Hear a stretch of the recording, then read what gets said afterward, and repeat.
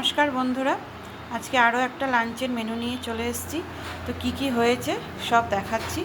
তো এখানে হয়েছে কলমি শাক ভাজা, এটা রসুন দিয়ে আর শুকনো লঙ্কা ফোড়ন দিয়ে কলমি শাক ভাজা। আর এটা হয়েছে সর্ষে দিয়ে ভেন্ডি, পাঁচ ফোড়ন দিয়ে কাঁচা লঙ্কা দিয়ে নুন হলুদ সর্ষে বাটা দিয়ে ভেন্ডি ছোটো ছোটো করে কেটে ভেন্ডির সর্ষে বাটা দিয়ে ভেন্ডি।